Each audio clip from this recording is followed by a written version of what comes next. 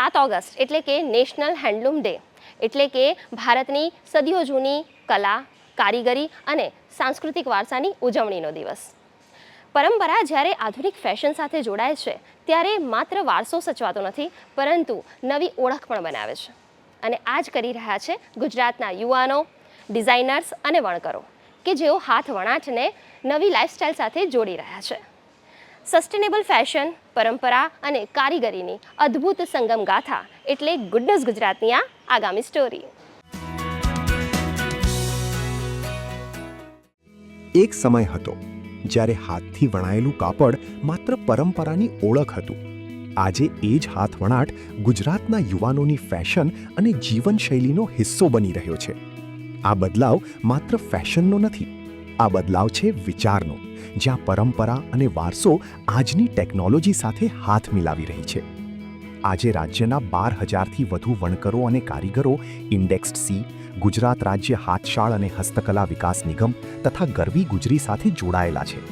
વર્ષ 2025-26માં ગરવી ગુજરીનું વેચાણ ₹43 કરોડથી વધુ રહ્યું, જ્યારે ઇન્ડેક્સ્ડ સીના મેળાઓ સાથે હેન્ડલૂમ ઉત્પાદનોનો કુલ વેપાર ₹51 કરોડથી વધુ થયો. Sometimes history is also very important to learn for a better future. स्वदेशी मूवमेंट शुरू हुआ था 1905 में, जब हमने ब्रिटिश प्रोडक्ट्स को बॉयकॉट किया था.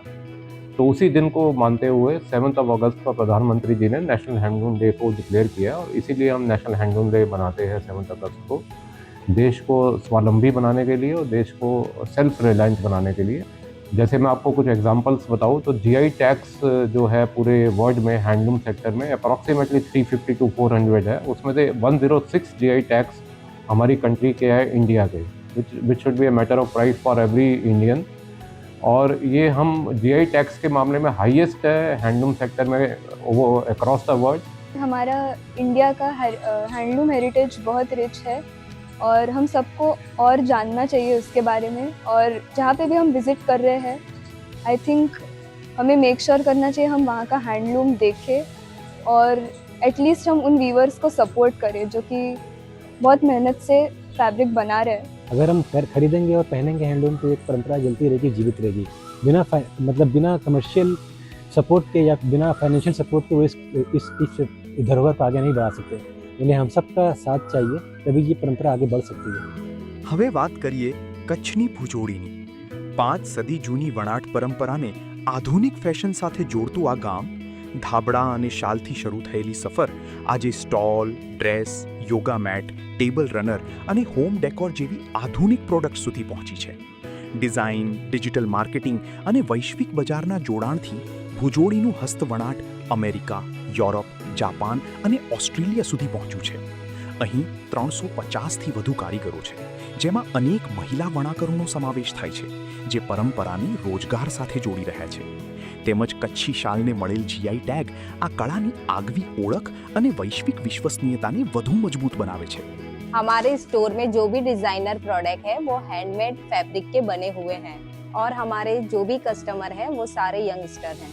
इसीलिए हम यंगस्टर को ध्यान में रखते हुए ही हमारे सारे डिज़ाइन बनाते हैं. हमारे जो फैब्रिक्स हैं वो मल कॉटन है, कॉटन सरी है, कॉटन टिश्यू है, मॉडल सिल्क है और ऑर्गेन्जा है.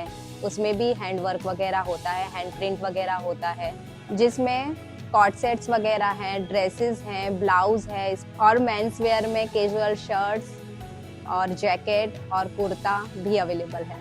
હું જનરલી રેગ્યુલર ઓફિસ વેર્સ માટે કે કોઈ બી આઉટિંગ માટે હેન્ડલૂમ સારીઝ પ્રિફર કરું છું, બિકોઝ આઈ નો કે એવરી સારી has a story behind it. અને જ્યારે પણ હું એક હેન્ડલૂમ સારી પહેરું છું તેની પાછળ એક વીવર કમ્યુનિટી છે જે ને પણ એમ્પાવર આપણે કરી રહ્યા છે.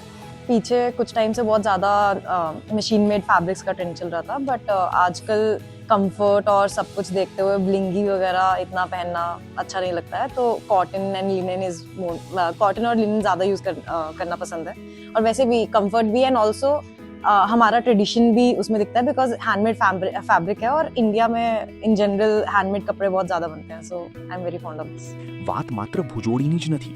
ટાંગલિયાની શાલ, કચ્છી શાલ, પાટણના પટોળા, રાજકોટી પટોળા, ભરૂચની સૂજની અને પાટણનું મશરૂ, ગુજરાતની આ બધી જ વણાટ પરંપરાઓને જીઆઈ ટેગ મળ્યા છે, જે તેમની પરંપરાગત ઓળખ અને વિશ્વસનીયતાને વૈશ્વિક સ્તરે વધુ મજબૂત બનાવે છે. ગુડ ન્યૂઝ ગુજરાત માટે અમદાવાદથી ક્ષમા કામદાર અને ગાંધીનગરથી દુર્ગેશ મહેતાનો રિપોર્ટ.